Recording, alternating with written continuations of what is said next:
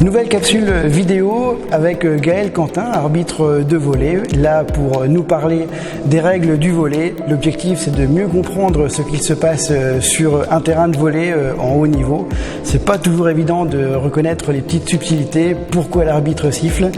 Et bien là, Gaël va tout nous expliquer. Alors nous avons parlé la dernière fois des gestuels, de la gestuelle des arbitres. Aujourd'hui, on va parler des doigts de l'arbitre. Alors l'arbitre, il a 10 doigts comme tout le monde. Qu'est-ce qu'il en fait de ces doigts, l'arbitre, lors d'un match? Alors si jamais vous venez voir un match, il se peut que vous voyez des doigts qui fassent ça, des doigts qui fassent ça et même des doigts qui fassent ça, ce qui est très rare. Donc par exemple, si un arbitre fait ce geste-là, donc il siffle l'échange, c'est qu'un joueur a touché 2 fois la balle. Alors, on n'a pas le droit. Au volley, on n'a le droit qu'à une touche de balle, sauf au contre, on a le droit de contrer et de reprendre la balle, mais on n'a pas le droit de toucher 2 fois consécutivement la balle. Et puis, l'équipe n'a le droit qu'à 3 touches de balle. Donc ici, il y a 4 joueurs qui touchent la balle avant de la renvoyer dans le terrain adverse.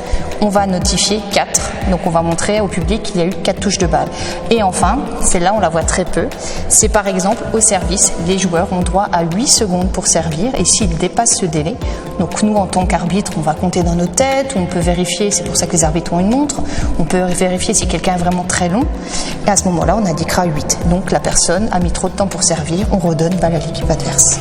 Les joueuses ont également besoin de leurs mains pour jouer, elles ont des doigts, et le ballon, il y a une certaine manière de taper dedans. On ne peut pas le porter, on ne peut pas faire ce qu'on veut avec ce ballon. Tout à fait, le volley, c'est un sport qui se pratique avec ses 2 mains en général.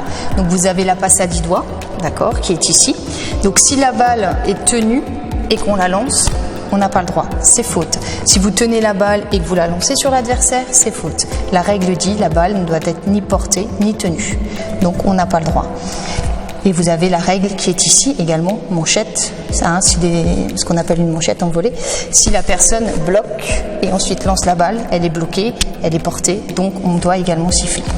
Il y a une faute qui arrive également assez souvent, qui arrête le jeu en plein cours, c'est souvent la faute de filet. Alors l'arbitre il siffle, puis d'un coup ça s'arrête le jeu. Alors, qu'est-ce qui se passe quand il y a une faute de filet? Le filet, en fait, il est composé d'une bande blanche, de 2 bandes blanches normalement sur les côtés avec des antennes, et puis une bande en dessous. Donc le joueur n'a pas le droit de toucher ce filet. C'est pour des raisons également de sécurité. C'est-à-dire que les joueurs entre eux n'ont pas le droit de se toucher. C'est un jeu non interpénétré, comme le rugby ou le handball. Donc on a vraiment un sport particulier. Donc dès qu'on touche le filet, alors que ce soit en sautant au contre ou à l'attaque, en montant ou en descendant, on n'a pas le droit de toucher le filet. La seule chose qu'on ne siffle pas, nous, en tant qu'arbitre, et c'est souvent le 2e arbitre qui ne siffle pas, c'est les queues de cheval qui touchent le filet quand les jeunes filles redescendent du contre. Ça, on ne siffle pas. Par contre, si vous avez une poitrine proéminente et qu'elle touche le filet, vous serez quand même sifflé. D'accord. Voilà.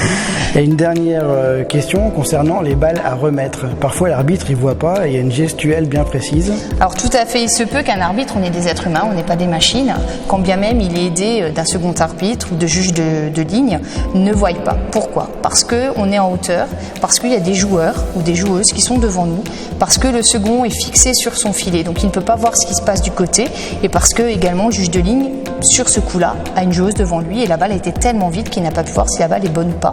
Donc souvent, l'arbitre va mettre à remettre, donc en mettant les pouces dans cette position-là. D'accord. Voilà.